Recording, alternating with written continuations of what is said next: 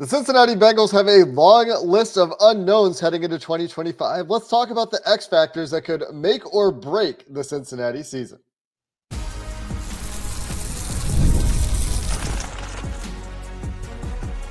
You are Locked On Bengals, your daily Cincinnati Bengals podcast. Part of the Locked On Podcast Network, your team every day. What up, Bengals fans, and welcome to another episode of the Locked On Bengals podcast, part of the Locked On Podcast Network, your team every day. I'm Jake Liscow, he's James Rapien, and we are your hosts of the Locked On Bengals podcast. Hosting this podcast since 2016 between the two of us, your best place for one-stop shopping, all things Bengals here on YouTube and everywhere you get your podcast. So if you're not an everydayer yet, you can become one. Just hit that subscribe button. Make sure you don't miss an episode. You can even go so far as to make your great listening habits include making Locked On Bengals your first listen every day. James, today we dive into a long, and I mean long list of X Factor players, and we'll try to figure out who the most important X Factor players are, perhaps, in an episode that is going to have to cover a lot of names here, James. And obviously, Joe Burrow, Jamar Chase, T. Higgins make this team go. Those are your superstars. Trey Hendrickson, hopefully in that mix as well by the time we get to training camp. But when we think about X Factors, that includes players that we don't talk about as much. It could include Jermaine Burton. There's been a lot of discussion around Jermaine Burton this year, but maybe it's some names that we haven't discussed to quite that level of depth. Obviously, we've talked a lot about variance that could happen on the defensive side of the ball, but when you think X Factors and you think Cincinnati Bengals 2025, who comes to top of mind? And this has I'll just say that. Dax Hill. Dax Hill comes to mind. And part of that has to do with his ceiling and his athletic gifts and what I think he could mean to this defense if they can maximize him and if they can get the most out of him. Because I don't think he needs to be just an outside corner or a nickel corner, or obviously he played safety in the past. Like, I think he can be this defensive weapon for them that they use in a bunch of different ways. Now, primarily corner, but can he recover? Can he be healthy and give them not even a blue chipper, but like a borderline Pro Bowler on defense, not named Trey Hendrickson? That's why I went with Dax. It's like, all right, who's the most likely guy that can be a borderline Pro Bowler on defense? And, you could name a bunch of defensive linemen. I'm sure we'll talk about them. Cam Taylor-Britt a year ago, people were on the Cam train. I think it's probably Dax. I think he's got the highest upside there. And so when you talk about X Factor,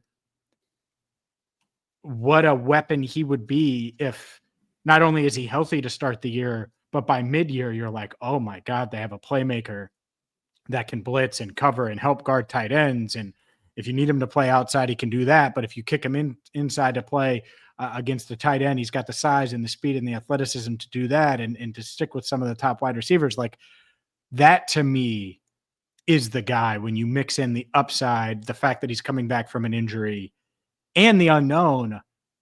He's leading the way for me as far as X Factors are concerned. And when we talk about X Factors, obviously we're talking about guys that could exceed expectations to a degree so significantly that they change the course of the season. And I think Dax Hill could fit that category. There's a great degree of uncertainty around what he will be coming off the injury and what his role will be. But I want to stick on the Dax Hill topic and dive into it a little bit more deeply. I also want to mention some other players in the secondary that also could, you mentioned Cam Taylor-Britt, fit this criteria of being X Factor players. I think DJ Turner probably hasn't been discussed enough this offseason as a player who was also ascending last year, going into now his third year. A player that seems to have figured out some of those limitations around his length and is playing pretty dang good football the last we've seen. DJ Turner also could go into this bucket. I think Cam Taylor-Britt, like you said, also could go into this bucket, which makes that 3 corners. I mean, you could even make an argument for Josh Newton, who people are talking about with captain hype on this defense in his second year. Whoa. You can even throw Josh Newton into that conversation and go 4 corners deep on defense and say, hey, these corners are all X factors. And I think you would be right to say that the corners are all X factors. But let's focus on Dax Hill, because if Dax Hill can approximate Leon Hall's role in Leon Hall's prime in Cincinnati, you're talking about a player that is a perfect fit, I think, for Al Golden's defense. What have you seen when you see various clips come up, or you've been at the practices, obviously, but we're seeing guys like Cam Taylor-Britt end up at safety on some plays, or travel in the slot with tight ends across the field, or whatever it is. We're seeing corners end up in less defined pre-snap anyway positions. You're seeing the kind of disguise the Bengals want to use this year involve players sometimes rotating into different roles. And we'll see what sticks. We'll see what we see in the preseason and early in the regular season when we start to get a real feel for what those differences will be with Al Golden's defense that we think is going to want to run a lot more man. But if the key to disguise in Al Golden's world is that when the offense moves, the role of the defender changes, and you're just going to disguise that way, and you're going to end up with an outside corner rolling to safety frequently, or as part of your core defensive design, then Dax Hill sounds like a great fit for that kind of system, right? And his ability to play man on any kind of offensive weapon, be it tight end, outside receiver, slot receiver, having the movement ability, the size, the technical prowess to deal with those things. And we'll see how that comes along this year, coming off the ACL and in his 4th year. Mm-hmm. That's why he's an X factor, right? But that sounds like a great fit for the direction we think the Bengals defense is going. Yeah, and it's a need. They need it. They desperately need. Like, there's a reason. I saw 2 days ago, the Falcons put out, and I was like 4 or 5 days late on the tweet, but it was like year 3 for Jesse Bates loading. And I was like, man, all of our viewers and listeners would hate seeing this, because it's literally like Jesse Bates in a Falcons uniform. And Jesse Bates wasn't just a safety. He helped bring stability to your defense in high level play. And you just need more of that. You need someone to be a high level player. And so the moment you said Leon Hall, I was like, oh my God, if he can be 95% of Leon Hall, like, whoo, baby, like, sign me up, please. And I know Al Golden feels that way. Cornerbacks coach Chuck Burks feels that way, and they believe in Dax.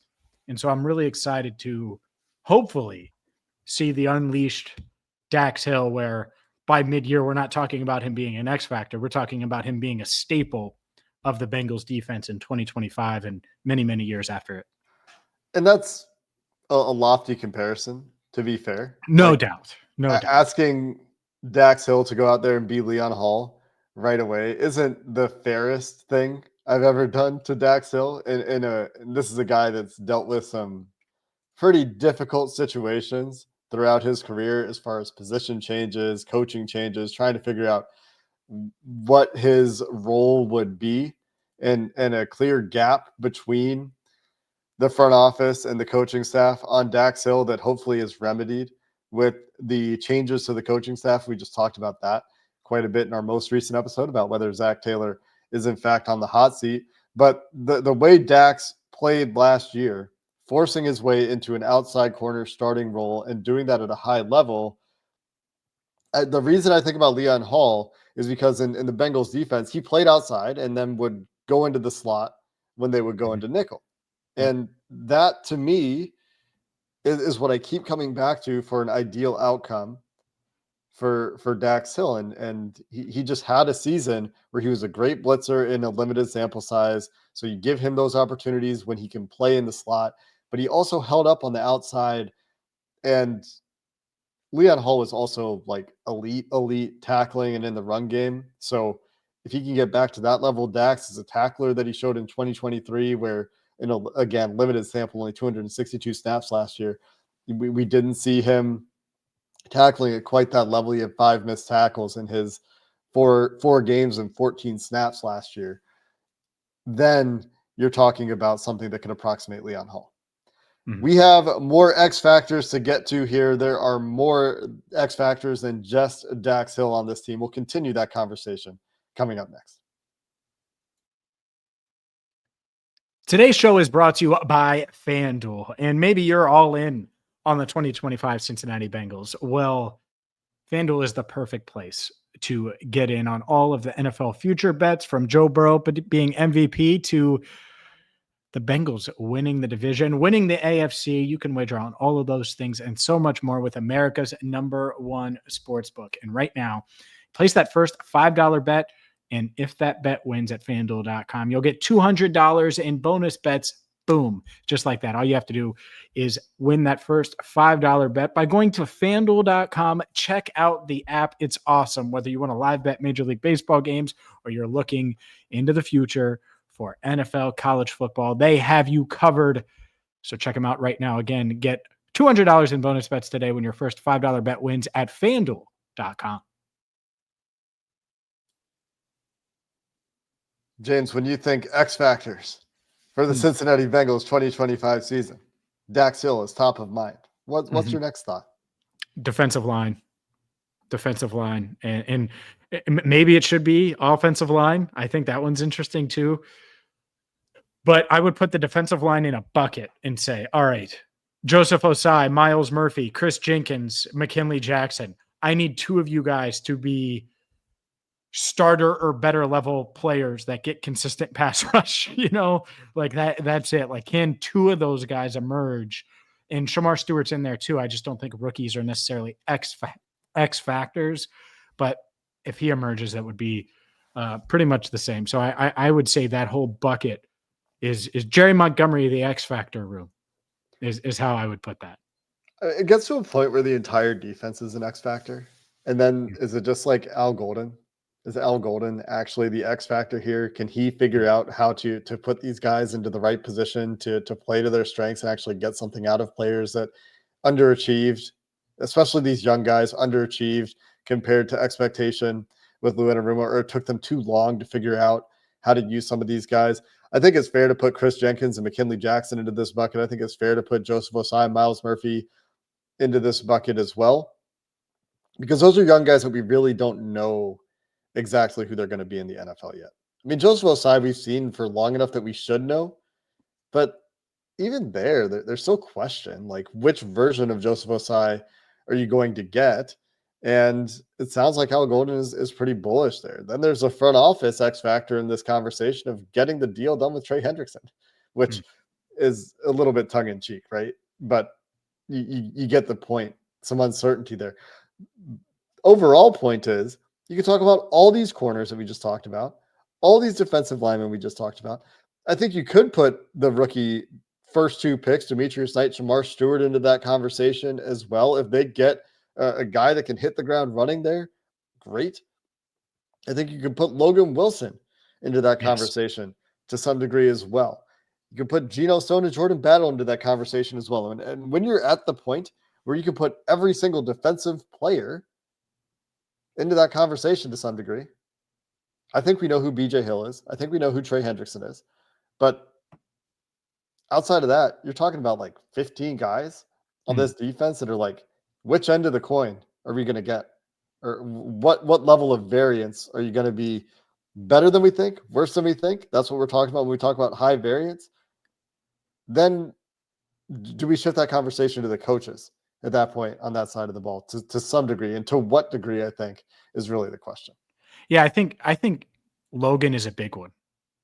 Because, the coaches, especially for all the young guys, clearly the Bengals are banking on the coaches to get the most out of them. Logan's Logan. It's not like suddenly Al Golden's in town, and like Logan needs to be healthy. He needs to be active. He needs to be super around the ball. And I know that's not a great way to describe it, but that's what when I think of Logan Wilson, like peak Logan Wilson, that's it. He's always around. He's disruptive. He's making plays in the middle of the field. He's obviously a good tackler. And then he's somehow, some way coming up with interceptions and just being a guy that's all over. And so can he get back to that? It's going to be a huge factor in what this defense is, because Demetrius Knight is going to have some ups and downs. Like, even if today physically he can do everything that Jermaine Pratt can do and more, it's just going to take a little time. It just is with rookies. It does. Doesn't mean he won't have highlight plays. He could, and hopefully he does and hits the ground running. But yeah, Logan Wilson is a really interesting one. And yet you're right. You can make a case for a lot of these guys to be X factors. And that's what the Bengals are saying. There's unknowns with all of them, all of these question marks that they hope end up being quality X factors. Al Golden's the guy to fix it and to maximize it and put these guys in position and get the most out of what they have. And so, yeah, you want to talk about X factors. Like, are we talking about Al Golden in December like he was being talked about last December when he was arguably the best defensive coordinator in the country for Notre Dame? Like, does he vault himself into that conversation? I mean, a couple of years ago, people thought Lou Anarumo was one of the best defensive coordinators in the league, and things quickly changed, and he's still held in high regard. He was scooped up very, very, very quickly, I would say, by the Colts a couple of weeks. So can Al Golden vault himself into that? It's a big X factor for sure. Because if he's just a guy at defensive coordinator, they might be okay on defense, but they're not going to blow us out of the water from an expectation standpoint, unless these guys are just far more talented than we realize. Or maybe he ends up being a top 5 defensive coordinator and one of the best defensive minds in all of football. I can't rule that out. And if that happens, then he would be able to get a lot out of this defense, even with all the question marks. And that's where it comes down to the golden X factor, to me, in a big way.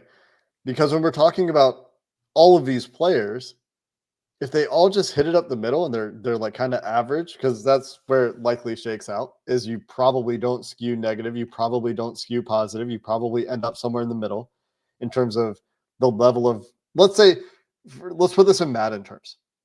Let's say the defense could be anywhere from a 70 to an 85.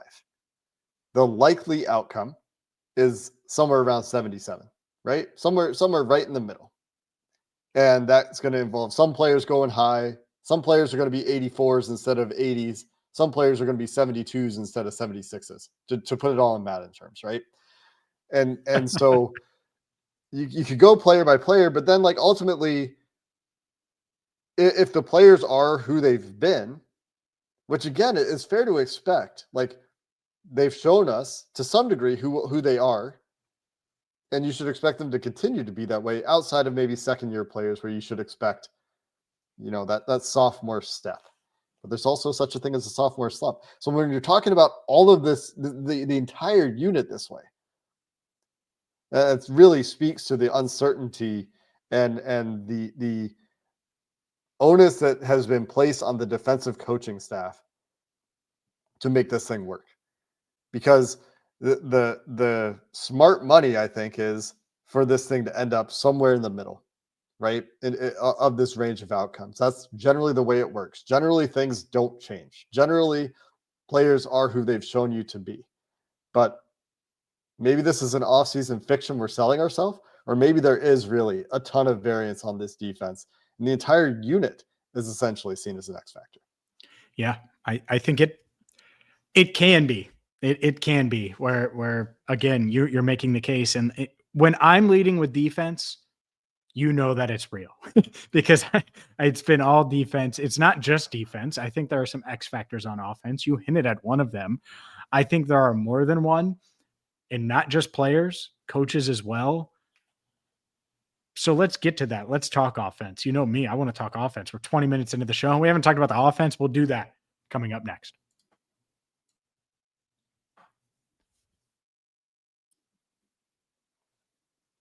James, when I talk about X factors for the 2025 Cincinnati Bengals, Dax Hill was top of mind. The defensive line was second, and then we went into a long tangent about the defense in its entirety. Yep. Let's eliminate the defense. What comes to mind? Well, I wish it was Tate Ratledge or Oh, someone, come on. but What are you no, doing? but I'm just thinking about it. Like it's like both rookie linemen, like Dylan Fairchild and Jalen Rivers, I think are X factors. Scott Peters, a huge X factor. You can go with skill players, and I think there are multiple skill guys that you could talk about. Jermaine Burton is a huge one, but there are others. And so, yeah, I can't help but think trenches again, though, because of what they did or didn't do at guard. It's up to Scott Peters to either get more and like significantly more out of Cordell Volson, or for him to maximize what Dylan Fairchild can be as a rookie and get at least league average guard play and better than that pass blocking from a rookie third rounder. And then on the other side, Lucas Patrick, Cody Ford, or Jalen Rivers. I'll still throw him in, even though the Bengals only worked him really at tackle from what I've seen to this point. Huge pressure there because I'm sick of the pressure on number 9.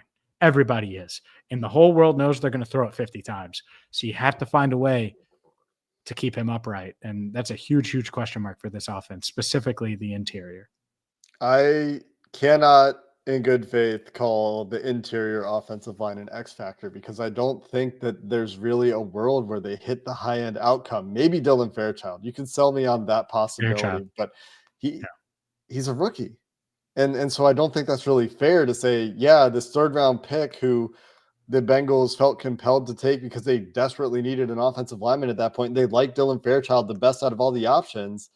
Like, that's a lot of pressure for a rookie. And at right guard, Lucas Patrick, Cody Ford, you're not selling me on those guys being X factors. You're hoping I said Jalen Rivers. Jalen Rivers, X factor. I mean, have we seen him in that competition at all? We'll see in training camp, I guess. Yeah, I was going to say it was May and June. Yeah. If we're talking trenches, to me, it's just Amarius Mims. And we kind of hinted at this at the end of our most recent show where we were talking about the coaching staff and Zach Taylor's hot seat. One of the ways this offense can level up is by becoming more consistent in the run game.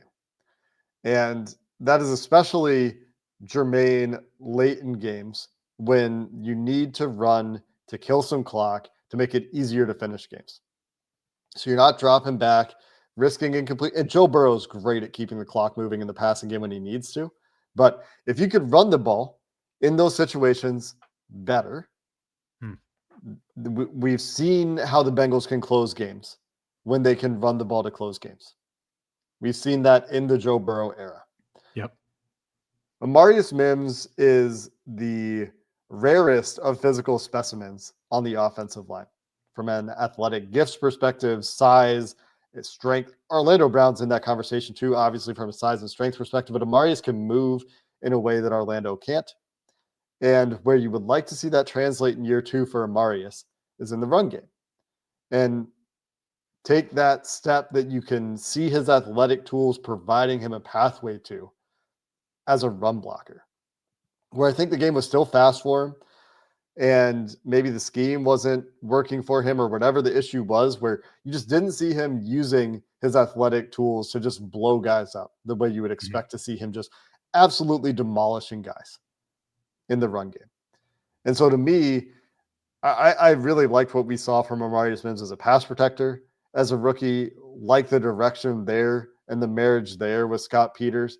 But the direction for Amarius in the run game, I think, is specifically a big X factor for the ceiling of this offense and the consistency of the run game in this offense. Because if he's a weapon, right? Look at what the Lions can do with Penei Sewell. And I know they have an entirely cohesive and good offensive line. At least they did last year in 2024. But if you can get something approaching, and I'm not expecting him to be Penei Sewell, but if you can get something approaching that level of consistency and violence in the run game, that's a big step up. Well, he's the offensive line version of Dax. It's where, oh man, what if you suddenly have an all-pro offensive lineman or future all-pro and he's a pro bowler this year? Like, he could be a pro bowler this year. Like, Orlando Brown Jr. has been a pro bowler. I think there was a point last year where he's playing like an all-pro. And so if Orlando just stays healthy and is playing at Pro Bowl form, and then suddenly you have on the other side, Amarius just being a nightmare for opposing defensive linemen, it is going to make life easier on Joe, easier on Zach and Dan as they scheme up things. And having a weapon in the run game, I think, is really interesting. Pointing it out that way. Like, can you imagine having a dude that's like that in the run game where you can lean in on his athletic traits, but also his strength and power and all of those things? It would be huge, especially in a division where you have Myles Garrett and TJ Watt and you're dealing with all these dudes every week. If your ends can be, and I expect Orlando Brown Jr. to be Pro Bowl level, but if you have another guy that's playing at a Pro Bowl level at right tackle, when's the last time they had a Pro Bowl at right tackle? I mean, I assume it's Willie. It's got to be Willie, right? I'm trying to think. I think it's Willie. So Andre Smith ever make a Pro Bowl? No, come on. He was solid. He had a couple of years where he was okay. Yes, but you know. Are you looking? Anyway. He did not. I didn't need to look. He did not. Okay. I don't know where else you go on offense. I think there is a case to be made for Jermaine Burton. And that's one that has certainly been a hot topic throughout the offseason program. I think we will see when the rubber meets the road for Jermaine. We'll see how consistent he can be. I did mention in an episode, I think recently, that I can start to buy Jermaine Burton stock as wide receiver 4.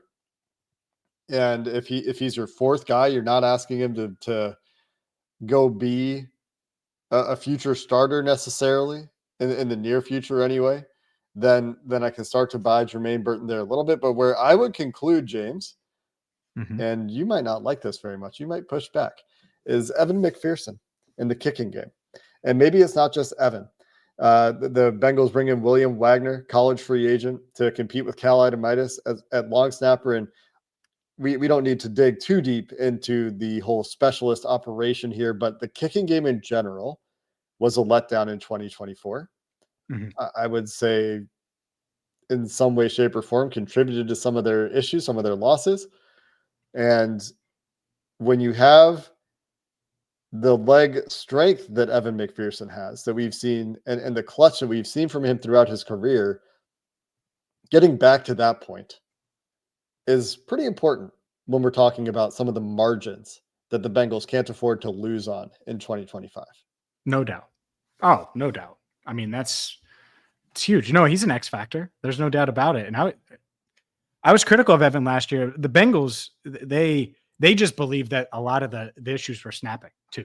It wasn't just Evan, and that it was a mixture. But that has to be better. Like, you paid Evan because you think he's going to be a top 5 kicker in the league.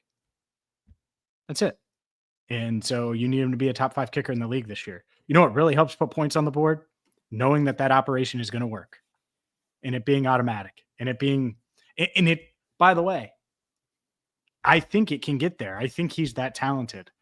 In that long snapper battle, that's a real thing. And it does matter. And it's something we're going to have to cover in training camp, because that could be the difference between winning, especially winning in September and not winning in September, getting off to a fast start, not getting off to a fast start, closing games, not closing out games. And we saw it last year throughout. Has to be so much better. They know it. And what they did is they evaluated everything after the season, and they said long snapper. That's the area where Cal has to be better. We're going to bring someone in. They did that. So that's an interesting competition. But Evan knows. I know Evan knows. And obviously they're banking on Ryan Rico to be even better in year 2. When you have a career low, I mean, he throughout his first 3 seasons, 85%, 83%, 84%, pretty consistent kicking field goals. Was pretty good, especially early. Started his career 14 for 16 on 50-plus yard field goals. I'm just looking at regular season stats. Obviously, his kicking in the Bengals Super Bowl run was fantastic. And then in the last 2 seasons, just 10 of 19 on 50-plus yard field goals, which is a significant drop-off. Had some issues with extra points early in his career. Largely has cleaned those up. One of the areas I was critical of that said he needed to get better at after his first 2 years was kicking in the 40 to 49 yard range. In 2023, a perfect 8 of 8 in that area. In 2024, back to 3 of 5. And he didn't finish the season as he dealt with an injury. So you see all that, and then you drop to 73%, a 10% drop off in made kicks. Getting him back to that 84% or better number and making those critical kicks. You look at his game log. I mean, Baltimore lost, missing his only field goal attempt, and that was a 50-plus yarder in that game. Washington game, Bengals lose by 5. Evan misses a field goal in that game as well. It's not all on Evan, but it's part of the margins we're talking about here when we're talking about make or break factors for the Bengals in 2025. And it's somewhere they can be elite. It's another spot. It's a really good call by you. Like in the perfect world, you have this elite defensive playmaker in Dax Hill, an elite right tackle, and an elite kicker to go along with your elite pass rusher, Trey Hendrickson, and elite receivers and elite quarterback. Now suddenly it feels much different if you're elite at all these spots, right? And that would work out well, Jake. That would be big. So yeah, no, they need Evan. They need Evan. There's no doubt, and hopefully he can not just get back to like Super Bowl form during the Super Bowl run, but like better than that, but like 90% on kicks and like just as consistent as he's been on 50 yard. I think he's capable of doing that, of being more consistent and also being able to kick the long ones. I mean, if he's just as kicking like he did in those in the playoffs, he's perfect. Playoffs, he's great. Yeah. Except for one missed extra point in 2022. He's 19 of 19 on playoff field goals. Insane. Now, a lot of those are shorter, but in 2021, that included 2 for 2 from 40 to 49 and 3 for 3 from 50 plus. So, and I had no doubt in Super Bowl 56, we were both there. Yeah. Had they gotten 25 more yards or whatever they needed, Evans making that and tying the game. I don't think anyone in the building doubted that. There's a lot of confidence in Evan McPherson. Then getting back to that level seems important to me, to the Bengals in 2025, where you're going to have tight games. And like you said, if they can find these other players, a big key to this season is not just the results of this season, but finding these other pieces that can be part of your future outside of the guys that we know are in the core. And that's hopefully some of the guys we talked about today and the entire defensive side of the ball. We'll see what happens there.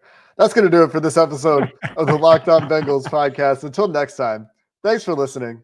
Hoo day, and have a good one.